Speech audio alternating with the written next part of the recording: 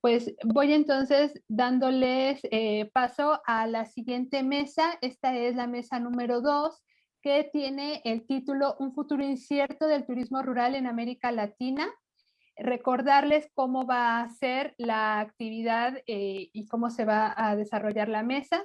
Se tienen 5 minutos de presentación. Posteriormente se estarán haciendo rondas de preguntas, es decir, se van a presentar cada uno de los expertos y posteriormente se hará una pregunta, contestarán esa pregunta los expertos, se hará una segunda pregunta, contestarán también los expertos, la tercera pregunta, se realizará la ronda de conclusiones y las preguntas de la audiencia se realizarán al final. Recordarles también a la audiencia que tanto en Zoom como en Facebook pueden irnos mandando sus preguntas y quiero darle paso entonces a la maestra Concepción Escalona Hernández, que es de la Universidad Nacional Autónoma de México y de la Universidad del Caribe, me parece. Por favor, maestra Concepción. Muchas gracias. Muy bien, pues voy a presentar un PowerPoint que nada más va a servir como para mostrarles un poquito de unas imágenes y mientras transcurren estos 5 minutos. Pues, bueno. Sí. ¿Sí se ve mi pantalla, maestra May? Sí, sí se ve. Muy bien, perfecto. Listo. Pues, bueno, primero que nada, agradezco muchísimo al comité organizador de este 6º Congreso Nacional de Agroecoturismo y a la maestra Mayra Sandoval por haber hecho extensiva esta invitación para participar en esta mesa de trabajo titulada Un futuro incierto del turismo rural en América Latina. Muy bien, pues me presento. Yo actualmente estoy estudiando el doctorado en Antropología Social de la UNAM y quiero comentarles que el proyecto de investigación que estoy desarrollando en este doctorado se titula Resignificación cultural, identidad y turismo en comunidades mayas de Quintana Roo, específicamente el caso de Tijosuco. Y desde el 2008 formo parte de la Universidad del Caribe, donde me desempeño como profesora investigadora, lo cual me ha permitido tener contacto con la península de Yucatán principalmente, con los diferentes proyectos de turismo rural, de turismo comunitario, y bueno, es un poquito las imágenes que ahora les estoy compartiendo, y bueno, como parte también de lo que yo hago, actualmente formo parte del Fondo de Semillas y Ecohuertos. Además, formo parte del Ecohuerto de la Universidad del Caribe y estoy formando un equipo con otros investigadores, otros académicos de la universidad, a través del cual estamos implementando un proyecto de servicio social titulado Semillas, Comunidad y Ecohuertos, Patrimonio Cultural y Natural Universitario, que ha surgido en respuesta a partir del tema de la pandemia en la que estamos. A partir de este proyecto, las y los estudiantes reciben conocimientos sobre técnicas de cultivo, semillas, esquejes, etcétera, y lo replican con la comunidad a través de redes sociales y con su familia. Bueno, desde el 2019 estoy participando en la organización junto con la doctora Cristina Oemichen del Instituto de Investigaciones Antropológicas de la UNAM. Juntas organizamos el Seminario Internacional Patrimonio Cultural, Turismo y Pueblos Indígenas. Y bueno, creo que me queda como un minuto, nada más para comentarles que cuando me invitó la maestra Mayra a participar en esta mesa de un futuro incierto del turismo rural en América Latina, pues se me hizo muy atractivo e interesante y al mismo tiempo me surgieron dudas acerca de si realmente es un futuro incierto o realmente el turismo rural ha permitido que en este año de pandemia las propias comunidades han desarrollado toda esta capacidad de resiliencia de la que ya se ha estado comentando, y justamente al tener un acercamiento a estos proyectos de turismo rural, de turismo indígena, justamente el hecho de tener la esperanza de que cuando concluyera este periodo de sana distancia propiciado por la pandemia, pues se iba a retornar al turismo. Entonces, lo que hicieron fue darle continuidad a sus proyectos, por ejemplo, implementar el cultivo, que ya lo venían realizando, pero con la esperanza de que cuando regresemos se pueda seguir ofreciendo los alimentos a los visitantes, a los turistas, a partir de lo que se cultiva. Se han limpiado senderos, se ha propiciado que los jóvenes aprendan en todo lo que es la práctica de la relación entre la cultura y la naturaleza. Por lo tanto, yo sigo preguntándome si realmente tenemos un futuro incierto o si el turismo rural ha sido parte de la respuesta para estas comunidades. Y bueno, con esto cierro mis 5 minutos. Muchas gracias y continuamos. Muchas gracias, maestra Concepción. Estaría pasando a la maestra Gloria Lola Quispe.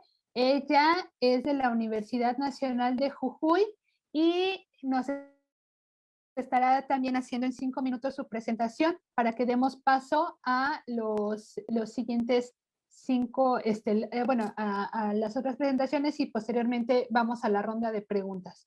Por favor, Gloria. Soy Gloria Quispe de la Universidad Nacional de Jujuy, ¿sí? En mi caso, voy a dar lo que es el futuro incierto del turismo rural, ¿sí? En América Latina, en este caso, en el norte de Jujuy, ¿sí? Yo pertenezco a la provincia de Jujuy, capital, San Salvador de Jujuy, ¿sí? Bueno. Agradezco a Mayra, ¿sí? Y a todos los profesores que han estado participando y que han hecho posible esto. Bien, voy a hablar justamente, ¿sí? Que tiene que ver el turismo rural, ¿sí? Bueno, ¿qué es lo que pasó en Jujuy específicamente, ¿sí? Se fortaleció, ya se estaba trabajando el trabajo en red, ¿sí? Entre comunidades rurales, ¿sí? En el norte de la provincia. Pero en este tiempo de pandemia, ¿sí? Que estuvo todo incierto, que decían que se cerraba, que se abría, el gobernador dio en un momento de que podíamos trabajar, y después no. Entonces se cerró todas las fronteras, ¿sí? Salta, Bolivia, ¿sí? Lo que es la frontera que tiene La Quiaca, ¿sí? Que pertenece, es una de las localidades que pertenece a la provincia de Jujuy, pero está en el límite con Bolivia, ¿sí? Con Villazón. Todo esto entonces lo que resurgió, se fortaleció este trabajo en red, ¿sí? Que se hizo entre comunidades rurales, ¿sí? Y estas comunidades rurales son los que hicieron, digamos, nuevos emprendimientos, ¿sí? Bueno, ¿cuál fue el objetivo de ellos? Fue, en este caso, la transformación, ¿sí? La productiva, lo institucional, en este caso, ¿sí? De un espacio rural determinado. ¿Por qué? Porque habían localidades que no tenían o no sabían cómo armar un espacio rural. ¿Me entienden? Entonces, por ejemplo, ahí de Hornaditas, Clara Lamas, ¿sí? Que ella sí fue partícipe, por ejemplo, la han invitado en otros lugares, ¿sí? Que es una señora, digamos, de la localidad, digamos, ¿sí? Pero ella se resurgió porque habían cerrado, ¿sí?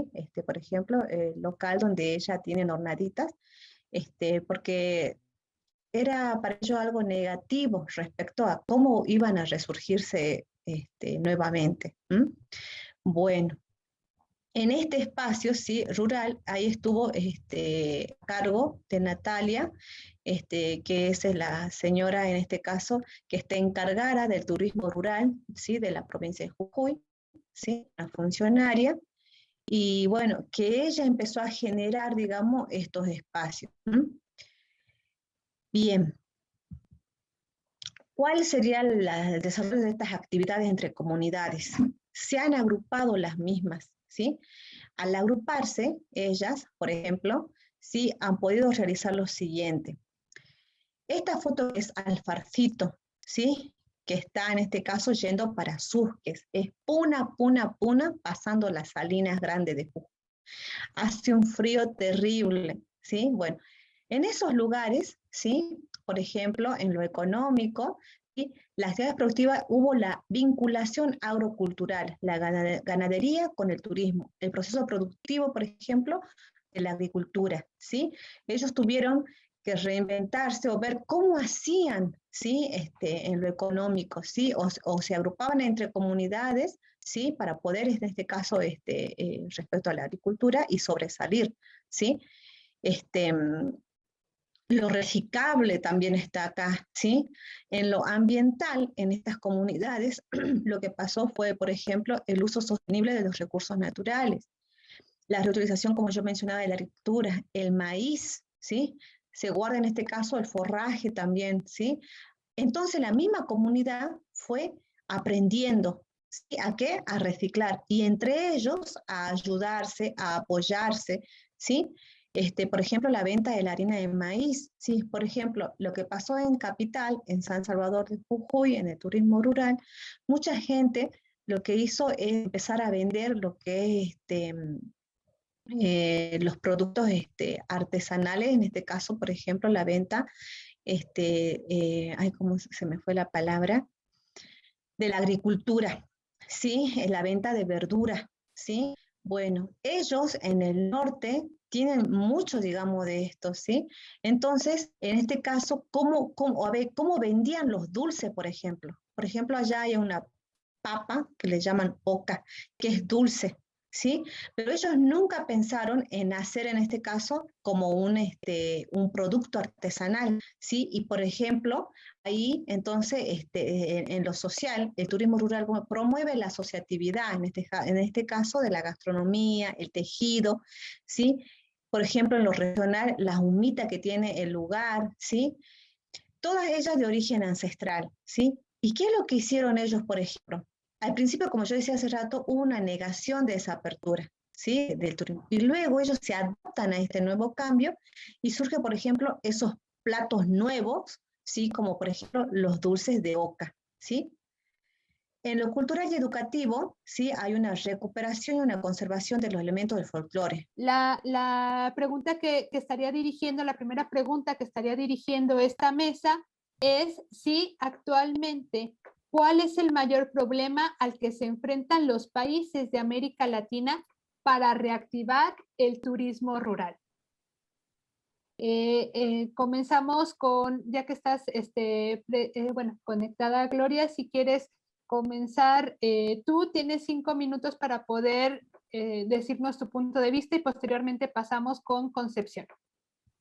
Bueno, para mí el problema que tiene, por ejemplo, en este caso la provincia de Jujuy, es que no estaban preparados en cuanto a plataformas virtuales, a redes sociales, ¿sí? Muy poco. Por ejemplo, la gente del norte no, las zonas no están acostumbradas. Y con este cambio, digamos, tuvieron que aprender, por ejemplo, en el turismo rural, a tener conectividad, a instalarse ellos mismos una antena, ¿sí?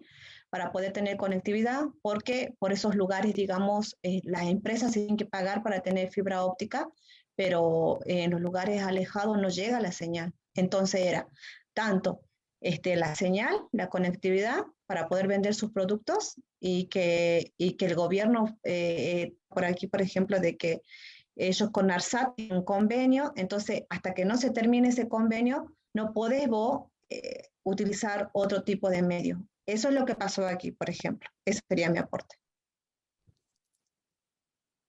Gracias, Gloria.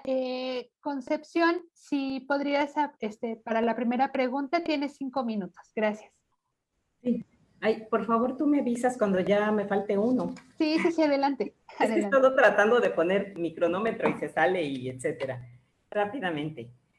Bueno, creo que una de las principales problemáticas que enfrenta el turismo rural en América Latina y bueno, conozco mucho más lo que es la península de Yucatán, que lo han venido enfrentando y que bueno, hoy en día lo siguen viviendo, es la competencia que representa para ellos las empresas transnacionales, las cuales han ido expandiendo sus dominios, tanto en el acaparamiento de los territorios, en el despojo de los recursos naturales, sus tierras, sus aguas, además pues culturales también.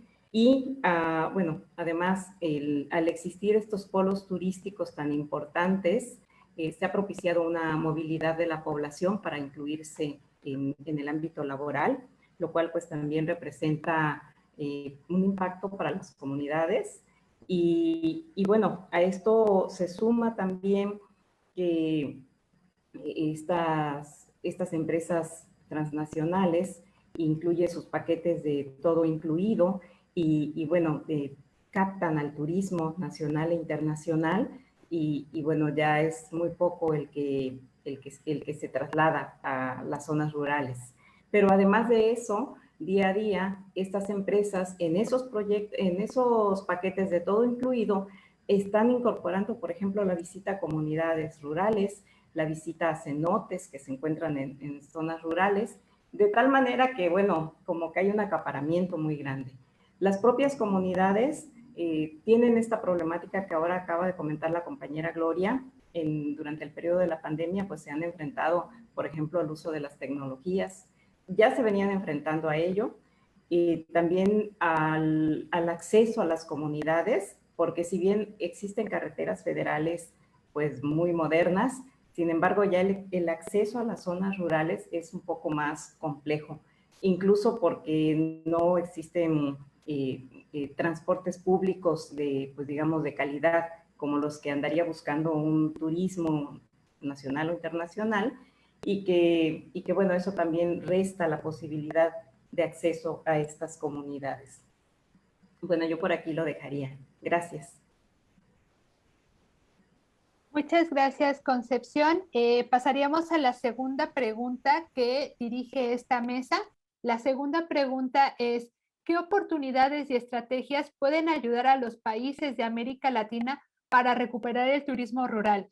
Hablando desde una perspectiva que el turismo rural está incursionando en varios de los países. En el caso concreto de México tenemos una trayectoria ya, pero en torno a América Latina, desde su perspectiva, tal vez muy personal, desde su perspectiva muy de sus comunidades con las que han estado trabajando y que nos han presentado un poco. No sé si quieras empezar ahora tu Concepción y después le cederemos la palabra a Gloria. Claro que sí. Muchas gracias. Pues en este sentido, el turismo rural, el turismo indígena, ha sido una ventana de oportunidad para las comunidades, para la población rural, que les ha llevado a identificar que existen otras posibilidades de subsistencia que se pueden complementar a las actividades primarias, ¿no? Como por ejemplo al desarrollo de la agricultura o bueno, también aquí en la península tenemos islas, ¿no? Al desarrollo se complementa por ejemplo con la pesquería y bueno, de igual manera el turismo ha sido, voltear a ver el turismo ha sido como una ventana de oportunidad también para visualizar su cultura es importante para el otro, es decir, para el turismo, perdón. Es decir, que también en el tema desde la perspectiva del propio turista, cada vez hay una mayor exigencia. No todos se conforman con llegar y encerrarse en un hotel que podrá estar muy bonito y a la orilla de la playa, pero que también existe un perfil de un turista que busca otras posibilidades, que desea conocer pues lo que es la cultura de un lugar. Y bueno, las propias comunidades han ido aprendiendo que su cultura se puede tener la opción de tener un valor también comercial, de podérsele incluir dentro de un proyecto de turismo y poder explorar esas posibilidades de recibir un pago, un valor monetario a cambio de, pues, de ofrecer desde su comida tradicional o una visita a la milpa, a las actividades agrícolas que desarrollan o a sus monumentos históricos que puedan tener en su comunidad. Entonces, bueno, he estado en algunos foros. Hace poco compartí la mesa con la doctora Francisca de la Maza, quien también hace investigación en América Latina, y ella resaltaba que coincidíamos en estos puntos de, pues, de que el turismo en las zonas rurales durante este periodo de la pandemia ha sido un aliciente para las comunidades. Específicamente aquí en la península de Yucatán y en muchas zonas de México, se dio que cuando empieza todo este tema de la pandemia, pues los propios empresarios y el propio gobierno del estado contrata autobuses para retornar a los trabajadores a sus comunidades, y llegan a sus comunidades y para una opción regresar a su comunidad, porque ahí tenían el valor de la familia, porque tenían el valor de la agricultura, de la milpa, y fue una posibilidad de decir, pues también parte de lo que ya he aprendido, de los conocimientos que he desarrollado en las empresas turísticas, ahora también los puedo contribuir a estos proyectos de turismo rural en mi comunidad. Ese es un poco el escenario que se ha estado viviendo, por lo menos aquí en la península de Yucatán.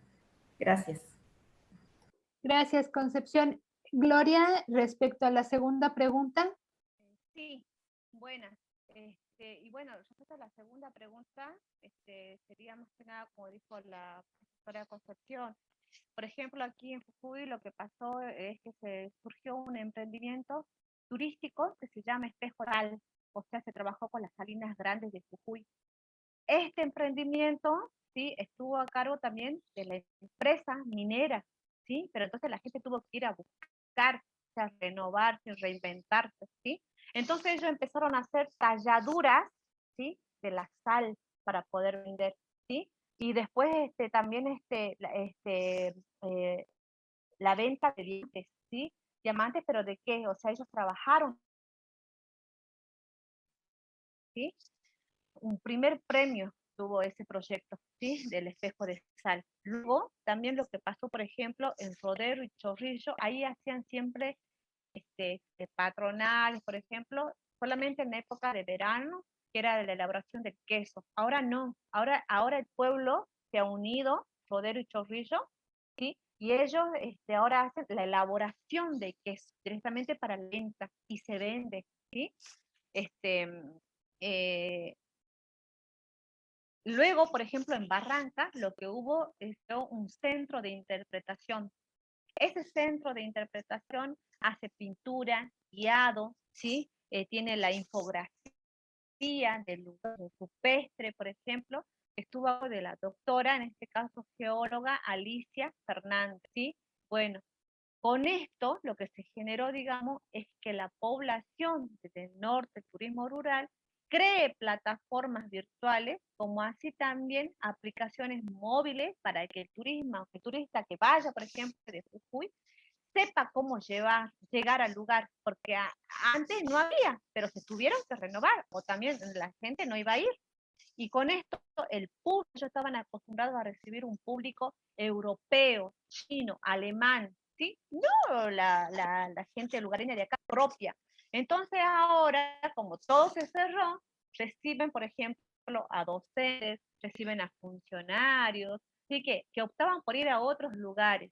Sí, muchas gracias, Gloria. Lo que estamos viendo realmente ante esta situación es este conflicto tan grande en el que nos estamos encontrando, que empezamos a ver que antes de la pandemia se estaba pensando en hacer un turismo rural desde un punto de vista hasta cierto punto de acuerdo a las políticas.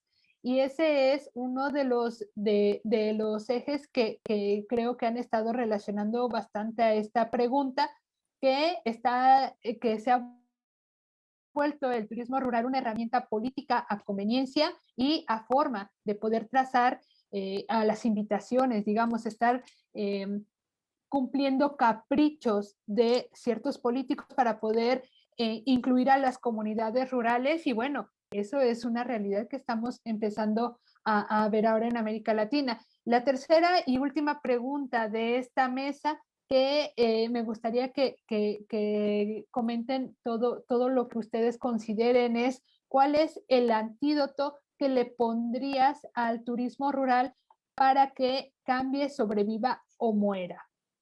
Vamos a ver, no sé si comenzamos contigo, Concepción, nuevamente. De acuerdo, gracias. Bueno, como ya comentaba en la primera presentación que tuve, yo tiene años que, bueno, desde la licenciatura que estudié antropología aquí en Quintana Roo, he realizado visitas de campo en todo lo que es principalmente la zona maya de Quintana Roo, y tuve la oportunidad de poder ver cómo paulatinamente han ido surgiendo estos proyectos de turismo rural. Y antes de estos existían otros programas u otros proyectos de mujeres, de familias, de hombres, de jóvenes relacionados con políticas públicas, como bien comentas, Mayra. Y bueno, creo que ya cuando empiezan a surgir estos proyectos de turismo, que también están muy relacionados con el hecho de, pues, del surgimiento del polo turístico en la zona norte de Quintana Roo, como lo es Cancún en la década de los 70s y posteriormente el desarrollo de la Riviera Maya, como que se ha tratado de un poco como aprender de estos proyectos y después impulsar sus propios proyectos comunitarios. Entonces, si bien es verdad lo que comentas, el tema de muchos de estos proyectos han estado relacionados con las políticas públicas, con los proyectos de los fondos que se implementan a través de instituciones, etcétera, pero también hay que tomar en cuenta y hay que darle la virtud a los, a quienes han desarrollado estos proyectos, que han tenido mucha iniciativa en hacerlos y han ido construyendo poco a poco, paso a paso, sus propios proyectos. Y bueno, ahí va un poco este tema del antídoto. Pues yo no le llamaría sobrevivencia, ni cambio, ni muerte. Más bien yo diría que para que sigan construyendo en este proceso en el que se encuentran. Y entonces, una de las reflexiones que yo he pensado es que es necesario que ellos continúen autoempoderándose, que continúen defendiendo sus territorios y que continúen fortaleciendo lo que ellos ya tienen como una fortaleza. Por ejemplo, sus identidades, su cultura, el que le den esta continuidad al desarrollo de la agricultura, que como les comentaba en la pregunta anterior, cuando inicia el periodo bueno, cuando empezamos con este tema del COVID, parte de las alternativas que tuvieron fue retornar a las comunidades, porque sabían que ahí estaba su familia extensa y que ahí, incluso con el recurso que el trabajador o la trabajadora han enviado a su familia, se le ha dado continuidad a la práctica de la agricultura, a la práctica por ejemplo, de la crianza de los animalitos de patio, por lo que, bueno, tenían un lugar a donde regresar. Entonces, es esto como muy inteligentemente han ido incorporando estas prácticas agrícolas al turismo y han ido identificando que hay un sector del turismo, del turista que le gusta apreciar estas prácticas culturales. Entonces, en mi opinión, esta es una gran fortaleza que ya tienen y que esto los empodera, porque únicamente ellos y ellas tienen ese conocimiento, esa cultura. De hecho, las fotos que yo incorporé en mi presentación, traté como de decir en imágenes, esto que estoy comentando ahora, tienen el poder, por ejemplo, del conocimiento de sus abuelos y abuelas que buscan este intercambio de el conocimiento entre jóvenes, niños, adultos mayores, y si bien los jóvenes tienen el dominio del uso de la tecnología, los adultos mayores tienen el conocimiento de la historia, ¿no? Y de la cultura. Y al hacer esta suma, es que van creando estos proyectos estos productos de turismo rural y los pueden seguir ofertando. Y esto les ha permitido la defensa de sus territorios, debido a que, bueno, el propio Cancún se crea, pues, acaparando tierras. Y esa es una situación que se está viviendo en toda América Latina, ¿no? Ya sea por proyectos de turismo, por proyectos de minería, por diferentes proyectos económicos, se les va desplazando, se les va despojando. Lo que sí tienen aquí en la península de Yucatán es que la cultura maya es una gran fortaleza muy arraigada que se tiene y que les lleva a la defensa de estos territorios, pues que les remite a sus ancestros. Entonces, en mi opinión, mientras ellos sigan con esta fortaleza de su identidad y de su cultura, pues estos proyectos van a continuar. Gracias. Muchas gracias, Gloria. Perdón, Concepción. Gloria, te cedemos la palabra. Sí, como decía también la profe Concepción, ahí mi aporte sería, sí, todo lo que tiene que ver aquí para el norte de Jujuy, por ejemplo, la difusión a través de las tecnologías de la información y la comunicación, todo lo que es con las TIC, todo lo que es con las plataformas virtuales, con las redes sociales, ¿sí? ¿Para qué? Para que se pueda aplicar, por ejemplo, la realidad aumentada, ¿sí? Para que se pueda aplicar un mapa digitalizado, cómo llegar a esos lugares tan lindos, ¿sí? Que no se conocen, pero ¿por qué? Por desconocimiento. Es más, una vez, si no me equivoco, por ejemplo, estando en Córdoba, vinieron europeos, ¿sí? Y siendo Córdoba, ¿no? O sea, y sacaron fotos de todo lo que tenía uno de los museos y después pidieron si tenían materiales, lo escanearon y se lo llevaron. Entonces, muchos lugares así que por desconocimiento o porque no saben manejar la tecnología, ¿sí? Hay otras personas que se llevan esto, ¿sí? Eso sería en cuanto a lo que es en la parte del turismo rural. Y justamente, por ejemplo, nosotros estamos trabajando ahora en lo que es en la gestión del patrimonio, un sello de autenticidad en Humahuaca, porque hay muchos productos artesanales que no tienen este sello, ¿sí? Bueno, con esto de la pandemia dio origen a eso también, a que ellos mismos se puedan reinventar, puedan colocar su sello y puedan venderlo al público, pero en este caso por medio de plataformas virtuales. ¿Qué es lo que he visto otra cosa? En las redes sociales, cuando venden sus productos, ¿sí? Las personas, los mensajes que dejan, el boca en boca, ¿sí? O sea, mira, tal lugar es lindo, ¿por qué no van? ¿Sí? Entonces, eso también, digamos, ayuda al turismo rural, ¿sí? Eso sería mi aporte, Mayra. Gracias. Sí, muchas gracias, Gloria. Están empezando ya a llegar algunas preguntas del Facebook, pero antes de ello quisiera que si pudieran hacer una conclusión de su participación para que demos paso a las preguntas en lo que se van acumulando. Si quieres ahora, Gloria, comenzar con tu conclusión para ya después pasar con Concepción.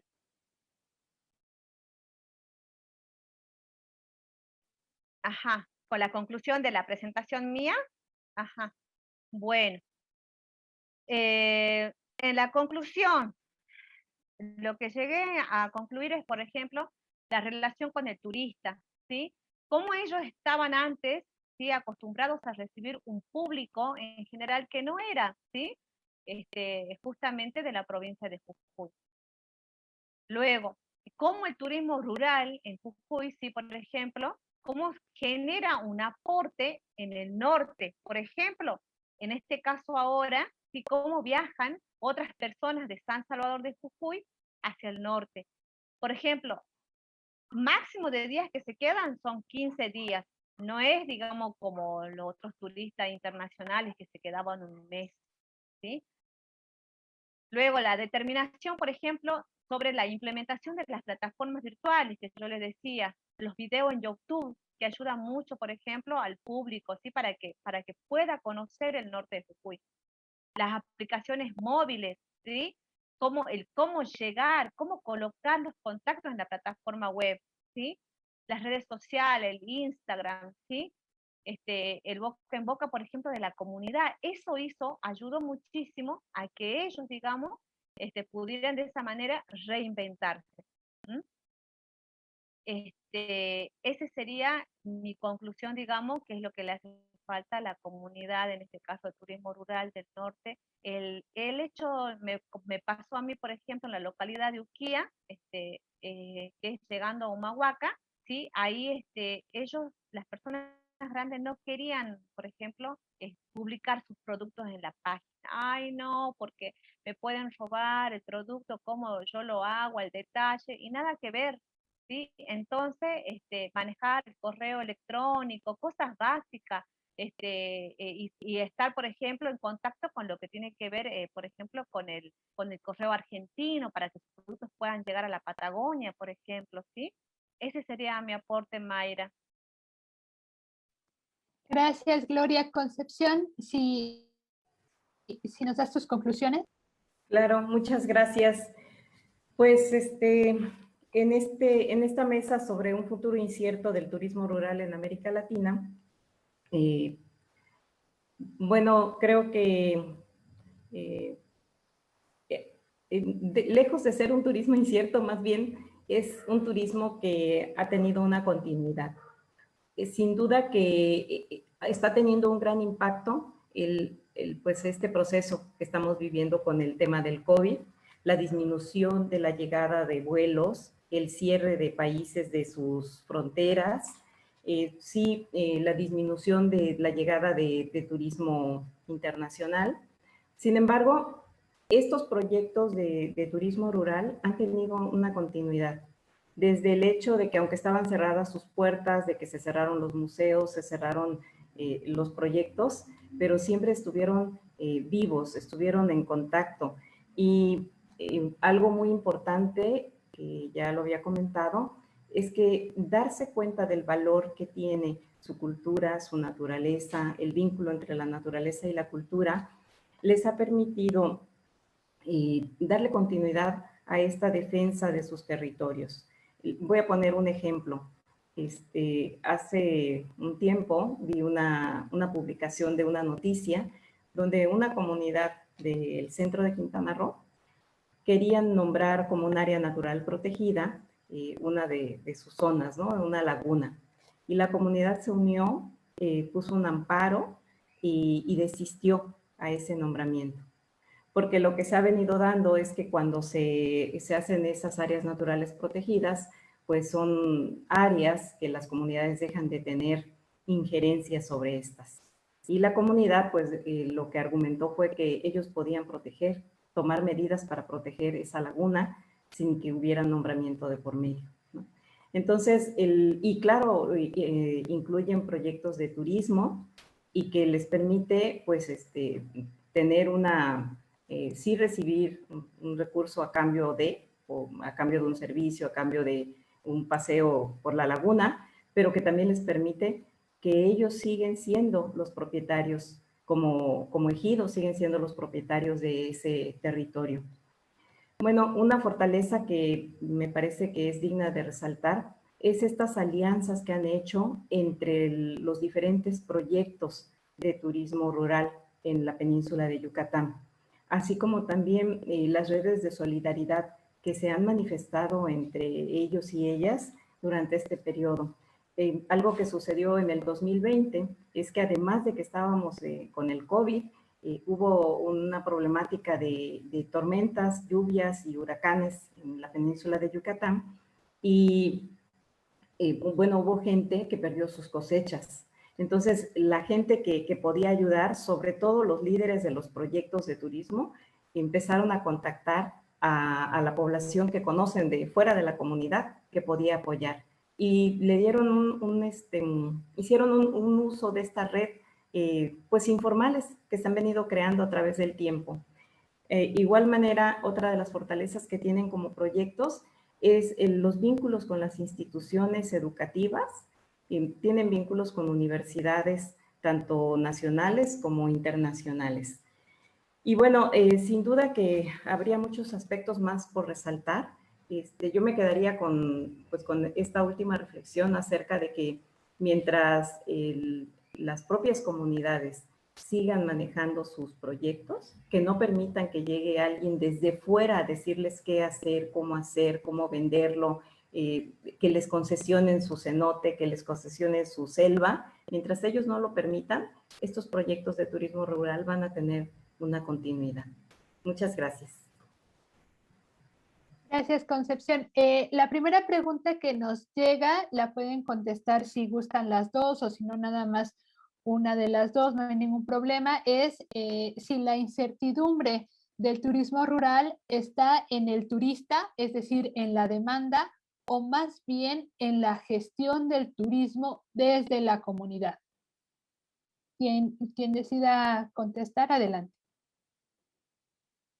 Sí, claro. Bueno, claro, Concepción. Pues creo que desde ambos puntos, porque por supuesto que quienes están involucrados en estos proyectos, bueno, yo hoy les presenté 3 imágenes de 3 proyectos. Uno que es la comunidad de Selva Bonita, bueno, el proyecto Selva Bonita, que está en la comunidad de Chungujú. Otro que es Kishbankash, que es en la comunidad de Tijosuco. Y además les presenté un proyecto de una laguna que se llama, está en la comunidad de Xulha. Todo esto es en Quintana Roo. Si bien ellos, por supuesto que cuando empieza este tema de la pandemia, por ejemplo, yo que tengo contacto con ellos a través de celular, de WhatsApp, platicaba con uno de ellos y me decía, si quiere, venga para acá. Claro, todos pensábamos que iba a durar un mes, ¿verdad? El tema del quédate en casa. Y me dijo, venga para acá este mes y aquí usted haga lo que tenga que hacer y aquí hay internet. Pero yo dije, no, yo tengo hijos, familia, etcétera, no me puedo mover, me quedo aquí en mi casa, ¿no? Pero de alguna manera ellos no querían detenerse, ellos querían continuar, como todos. Sin embargo, ellos pues tuvieron que apegarse a todo, como todos, ¿no? Lo que el gobierno establecía, lo de los periodos de quédate en casa. Hoy en día pues estamos con el tema de los semáforos, etcétera.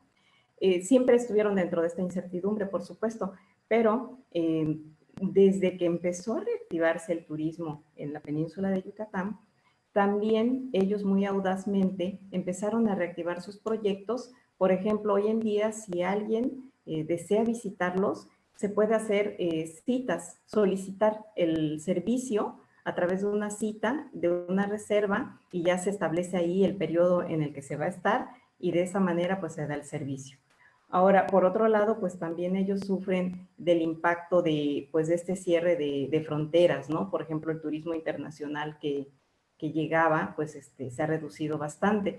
Sin embargo, ahora en el periodo de Semana Santa, con todos los cuidados y el cubrebocas, pues yo traté de visitar algunos proyectos y específicamente de la laguna que les comparto. Estuve ahí y algo que pude observar fue que a diferencia, por ejemplo, del polo turístico de Cancún, donde se establecen reglas de las distancias, pero aún así la gente pasa al lado de la sombrilla donde está la familia, ¿no? Ahí no, o sea, en el caso de la laguna, por ejemplo, las palapas rebasan incluso el 1.5 metros de distancia, la gente que llega muy respetuosa, los propietarios del proyecto muy respetuosos. Entonces, como que, pues estas incertidumbres diríamos que son de ambos lados, ¿no? Respondiendo a la pregunta. De igual manera, además de ver el turismo nacional, o sea, en este lugar pude ver, por ejemplo, gente que estaba de Israel, procedente de Israel.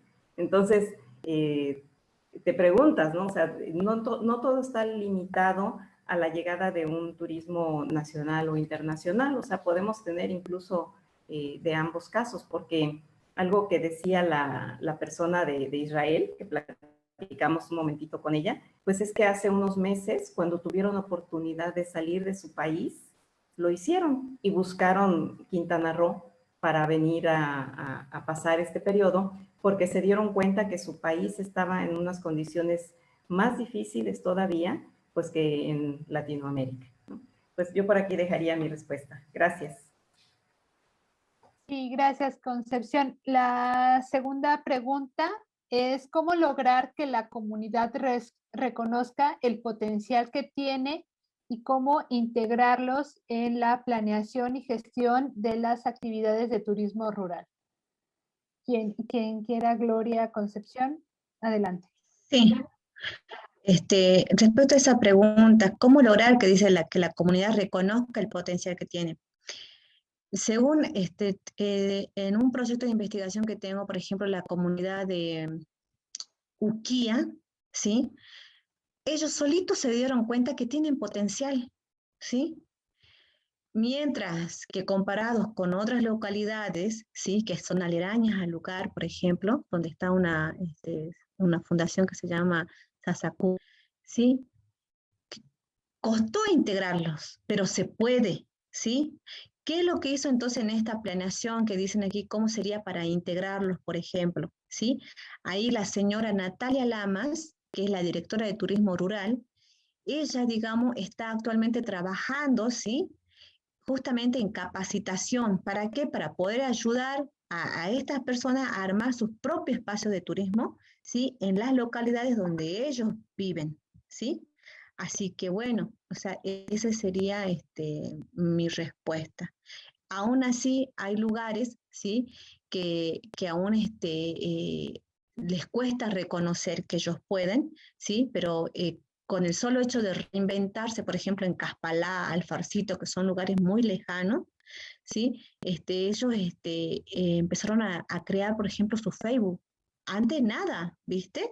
Pero ahora sí, digamos, el hecho de decir, nos unamos entre vecinos, por ejemplo, ¿sí? Creo que también escuché que dijo la profesora Concepción algo de la unión. Entonces, para colocar internet, ¿viste? Si no, ¿cómo hacemos para vender los productos? ¿Sí? Esa sería mi respuesta, colega. Sí, no sé si Concepción quiere agregar algo o me paso a la siguiente pregunta. ¿Puedo agregar brevemente? Claro, adelante. Gracias. Quiero comentar que en un artículo que leí de la doctora Maya Lorena Pérez Ruiz, y luego tuve oportunidad de escuchar una conferencia de ella hablaba sobre las identidades y la cultura. Y en su artículo comentaba que debido al, pues en la actualidad, por ejemplo, que tenemos una gran influencia de organismos internacionales como lo es la UNESCO, con las declaratorias de patrimonio cultural inmaterial, patrimonio cultural natural, etcétera. Además, otro papel importante de las universidades y el turismo, ella decía que, bueno, mencionaba varios factores, además de esto, ha propiciado que las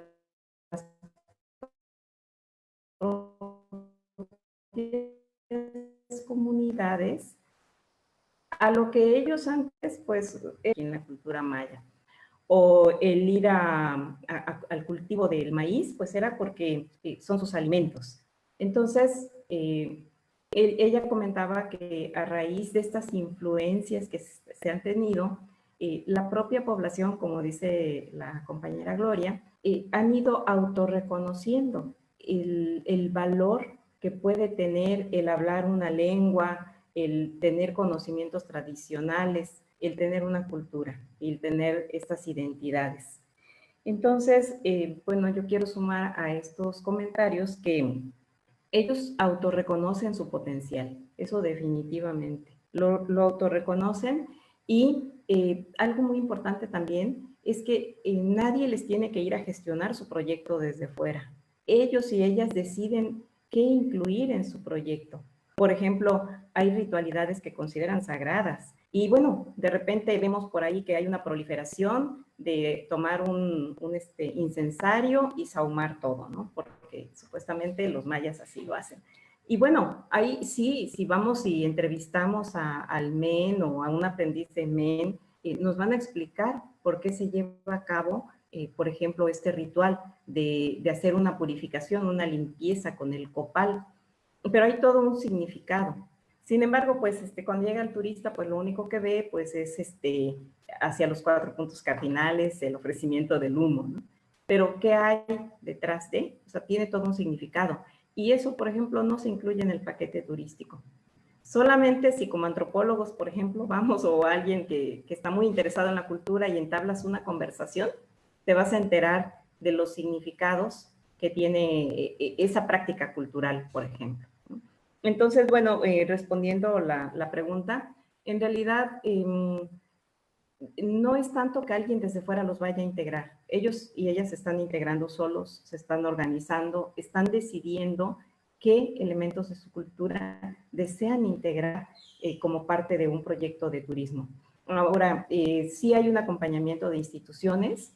Por ejemplo, en la península de Yucatán, bueno, en Quintana Roo, ha apoyado mucho el hecho de que tenemos ya una universidad intercultural maya, justamente en uno de los municipios con mayor población maya, y en esta comunidad de Tijosuco, que hace rato les presentaba unas imágenes, actualmente está la Universidad del Bienestar, de las que se están estableciendo a partir del proyecto de la Cuarta Transformación. Entonces, y bueno, y justamente la licenciatura que tienen es una licenciatura en patrimonio. Entonces, como que, y aparte hay otras instituciones, ¿no? La Universidad de Quintana Roo, la Universidad del Caribe, varias universidades e institutos, etcétera, que sí es verdad que han sumado, pero no significa que desde fuera se les tenga que ir a decir qué hacer. Gracias.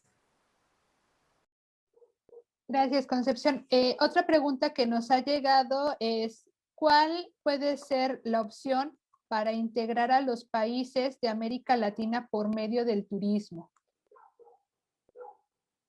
No sé quién decida responder la pregunta. A ver, yo también iba a decir, ¿me podés repetir la pregunta? Y menos mal que la volví a repetir. ¿Cómo hacer para integrar a los países por medio del turismo? Bueno, en realidad esa pregunta se me vino al comienzo, cuando empecé a armar la diapositiva. Yo decía, pero ¿cómo digo yo, Porque ponele, si vos es de Latinoamérica, ¿sí? Por ejemplo, para Ecuador, ¿sí?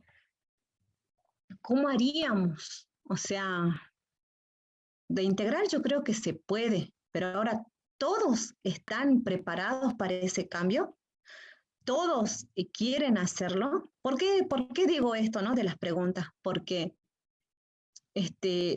yo con un solo proyecto que estoy de patrimonio, que justamente le escuchaba a la profesora Concepción que también habló de patrimonio, que nosotros tenemos en gestión de patrimonio en Humahuaca, y es difícil integrar, es lo que mi vivencia, ¿no? No me quiero imaginar todo lo que es Latinoamérica. O sea, habría que armar una red, ¿sí? Para comunicarnos entre todos y que estén dispuestos, digamos, ¿no? A este cambio, ¿sí? Porque no todos quieren, Mayra, eso es lo que yo noté, no todos, o sea, hay algunas personas que están bien arraigadas a lo suyo, que es lo que yo he notado, por ejemplo, en Uquía. Por ejemplo, ellos hacen mucho, tienen ellos una iglesia muy bonita, que es muy conocida, donde están los arcángeles, ¿sí? Entonces, que vos le vayas y le saques, ¿viste? O que vos quieras hacer un cambio, es difícil. O sea, no sé si respondo a la pregunta, pero yo creo que se podría armar una red en donde todos nos tendríamos que comunicar y tratar, digamos, de integrar a aquellos países que aún quizás, no sé, capaz que el país se integra, pero las comunidades de ese país se integran. Eso es mi aporte, Mayra. Gracias, Concepción. Adelante. Sí, gracias. Bueno, creo que aquí habría que analizar una palabra que es el respeto, ¿no? La tolerancia, porque desde qué punto de vista, desde quién se tendría ese interés por hacer una integración. No sé, por ejemplo, yo he leído a Gerardo Pereiro, que él hace un análisis, un estudio de los Kunayala, y me encantó su estudio. Si tienen oportunidad, búsquenlo, están en redes. Y él hace un estudio profundo de este grupo que vive en unas islas de Panamá. Y él hace un estudio de cómo ellos, en algún momento, Estados Unidos se las ingenia y pone unos hoteles en unas de las islas, y como tipo concesión, por cierto periodo de tiempo. Entonces empieza a desarrollar el turismo, pero los Cunayala se dan cuenta que estaban excluidos, que, bueno, por ejemplo, ellos practicaban pues, la producción de artesanías, la pesca, pero bueno, si querían les compraban sus productos y ya saben, a bajos precios, etcétera. Entonces ellos buscan la manera que cuando ya se acaba la concesión, de cerrar ese trato y de expulsar a los inversionistas, ¿no? Tan solo ahí ya tenemos un ejemplo de lo que ahora decía Gloria. Cada quien es así como que busca defender su cultura, su territorio y su ancestralidad y sus significados, sus símbolos, todo lo que involucra su territorio. Posiblemente para un diseñador de rutas turísticas, pues lo ideal sería hacer una conexión, ¿no? Por toda Latinoamérica, por todo México, pero tan solo en una región es un poco complicado, ¿no? Porque cada quien quiere poner sus propias reglas. Entonces, imaginémonos ya a nivel latinoamericano. Lo que creo que sí se puede hacer, y nosotros desde el ámbito académico, hacer estos vínculos, porque, por ejemplo, ahora conocer estos casos que nos está presentando Gloria, bueno, yo les comentaba que estuve en un foro donde había otros ponentes que hablaban también de Latinoamérica. Esto nos da oportunidad de ver qué está sucediendo en estas regiones. Sin embargo, posiblemente sería el trabajo de un diseñador de rutas turísticas que realmente quisiera partir de un código de respeto, de ética, y decir, vamos a tratar de unirnos, ¿no? A lo mejor aquí nosotros, Península de Yucatán, con Guatemala y Belice, pero siempre y cuando buscando este respeto de que las comunidades decidan qué quieren hacer con su recurso. Porque si vamos a replicar modelos como los hoteles, que estas grandes empresas transnacionales que fácilmente ponen de su cadena hotelera, ponen un hotel en Cuba, uno en Panamá, uno en México, eso no creo que no sería el camino adecuado, ¿no? Para proyectos de turismo rural o turismo comunitario. Entonces, bueno, yo con esto cerraría mi comentario. Gracias. Sí, gracias, Concepción. Ya en el chat ya están empezando esta pregunta fue realmente muy interesante porque ya han estado comentando acerca que, por ejemplo, desde Argentina se está trabajando con un programa de turismo rural y se integran comunidades de 3 provincias distantes entre ellas. O sea, se emplea un programa y coordinadores, se ejecuta el programa con algunos puntos en común. También mencionan, existen redes de turismo indígena y rural, regional y nacionales. Y bueno, esto nos da precisamente esta última aseveración que se está haciendo, nos da la pauta para otra pregunta que dice, ¿cómo integrar toda la parte social a lo virtual en un turismo rural en las comunidades alejadas? Me parece tal vez un poco complicada la pregunta, pero bueno, no sé si Concepción o Gloria quieran contestar. Luego quería hacer un comentario yo acerca de lo que dijo Concepción, perdón. Claro, adelante. Yo creo que el meollo está justo donde dice Concepción, esta cuestión de qué es lo que las comunidades quieren, cuáles son los objetivos, cuáles son las necesidades y cuáles son las expectativas, y a partir de eso trabajar. Pero creo que también hay una parte que no hemos explorado en México y creo que es muy importante, y es los gestores turísticos o los intermediarios que sean responsables, que tengan una postura respetuosa, que en Europa se están dando mucho, pero aquí tenemos muy pocos. Tenemos Totonal y yo creo que nada más. Bueno, no, y Rutopia, que creo que también son dos gestores que son bastante buenos en cuanto al respeto a las comunidades. Pero creo que necesitamos también verlo como un negocio responsable, un negocio que no sea extremadamente lucrativo, como decía Concepción, ¿sí? Y que beneficie al intermediario, vamos a decir, o al tour operador, pero también beneficie en gran medida, no en medida pequeña, a la comunidad. Tenemos el ejemplo de Hierve el Agua, que está cerrando porque los turoperadores se quedan con toda la ganancia y a ellos no les toca nada.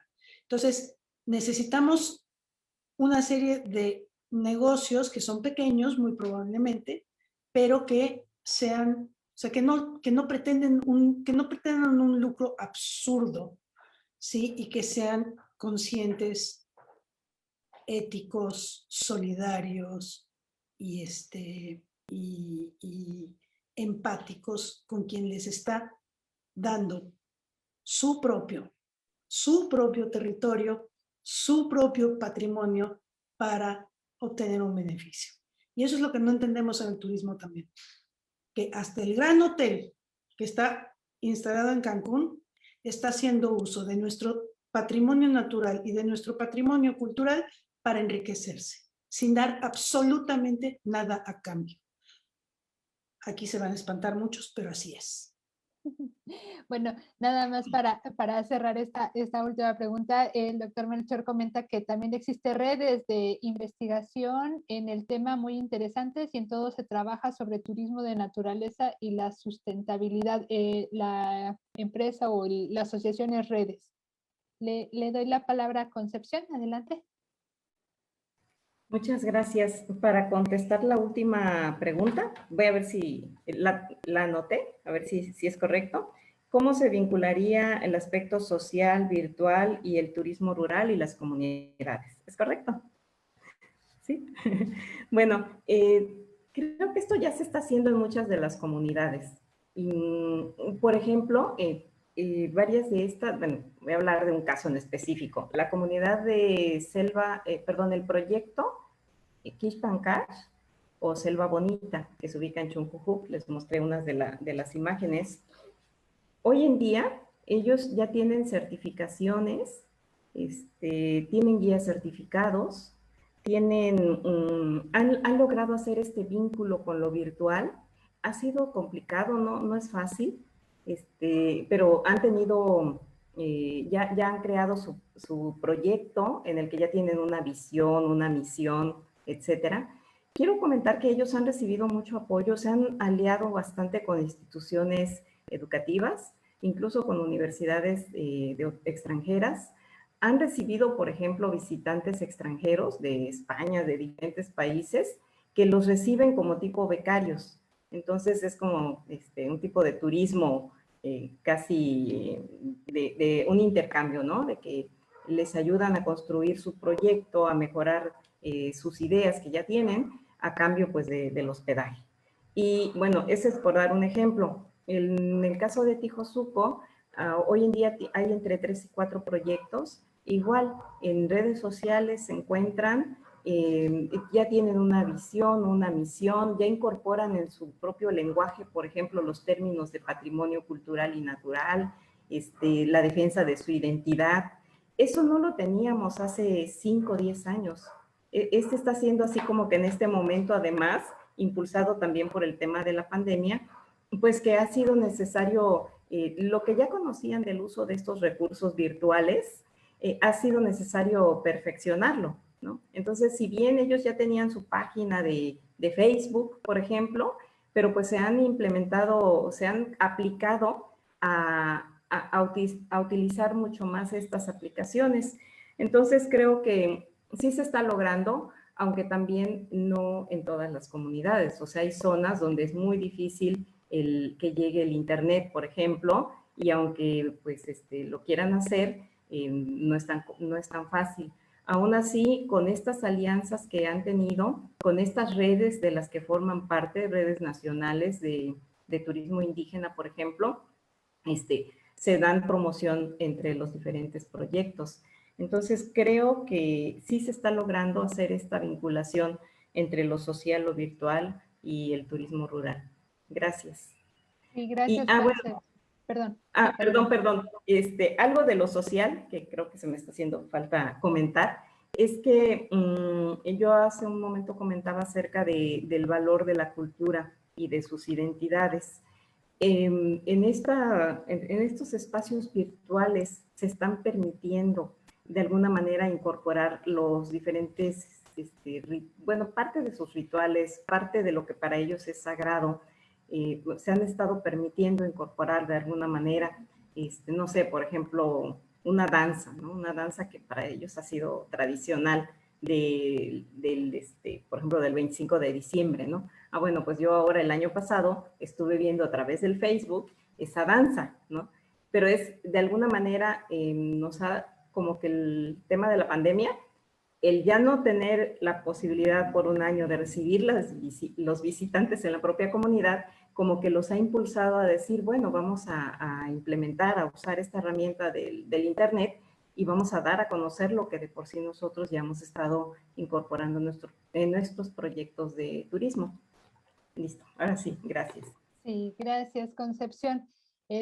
Bueno, esta mesa ha estado bastante interesante. Creo también que fue bastante polémica la penúltima pregunta en la que hubo esa parte de interceder en la que, bueno, decimos cómo podemos llegar a hacer una red, que a final de cuentas es verdad que uno pensaría que podríamos transformar América Latina en una Unión Europea desde el turismo, pero pues es muy complicado. Si no se podría ni a nivel país, a veces a nivel estado también cuesta un poco de trabajo, es un poco complejo y bueno, lo acaban de mencionar. Pues nada más por mi parte sería agradecer, también les estaré haciendo llegar las constancias que ya las tengo en mi poder, también el Colegio de Posgraduados otorga las presentes constancias a aquí está, perdón, a las expertas y bueno, viene el nombre de tanto de Concepción como de Gloria, que tuvo problemas en el internet y tuvo que salir ahora de la sesión. Y pues bueno, agradecerles completamente que hayan estado aquí en en el Congreso. Dentro de las últimas digamos que de las conclusiones, ya para cerrar estas dos mesas del día de hoy y dar paso directamente a las diversas ponencias que se estarán realizando, pues bueno, las dos mesas han estado bastante interesantes. La primera fue con el nombre de Incertidumbre y Luces en el turismo rural. La segunda mesa llevó como título Un futuro incierto del turismo rural en América Latina. En el caso de la primera mesa, las conclusiones o la parte en la que se coincidió fue acerca de las políticas, la capacitación, la sostenibilidad, la integración comunitaria. Dentro de estos 4 ejes principales, el trabajo colectivo es una de las cuestiones primordiales. En la segunda mesa se tuvieron 4 también ejes, que en este caso fue el de género, algo que se mencionó de manera escueta, pero se ha mencionado género. La segunda fue acerca de la difusión, la importancia de dar difusión a los productos turísticos. El tercer eje fue la parte de la innovación y el cuarto eje fue la parte de la competencia a través de la segmentación clara. Se llegaron también a conclusiones en común entre ambas mesas. La primera fue el replantear o reformular acerca de hacer frente a la pandemia del COVID. También se tuvo en convergencia las conclusiones respecto a el autorreconocimiento y que también se tiene que dar voz de las comunidades. En este caso, el romper paradigmas es uno de los puntos principales en los que estamos llegando a conclusión el día de hoy como primer día de trabajo bueno, de las mesas de trabajo, se llegó a ello. Otra cosa que hay que destacar bastante es la parte del autorreconocimiento. La primera mesa hubo bastante realce a la perspectiva de la sostenibilidad y que es algo que estamos dejando de lado y que, bueno, nos quedamos con la idea de los 4 ejes cuando nos hacía mención la maestra Gerda, que son 5 ejes y que hay que tenerlos bastante presentes, tanto para la planeación, una planeación estratégica, como también para empezar a trazar cuáles son esas mismas políticas, ir desde la inteligencia y innovación para empezar a medir cuáles son esos impactos. Y una de las conclusiones que también nos deja el día de hoy es el reformular, ir pensando cuáles son esas características primordiales para poder medir los impactos, minimizar los impactos negativos y maximizar los impactos positivos, siempre respetando el patrimonio biocultural para generar lazos, en este caso, bueno, de las comunidades, y nos quedamos con esta segunda mesa para también ir pensando en que tal vez esta idea de una América Latina unida desde una perspectiva puede ser el caso.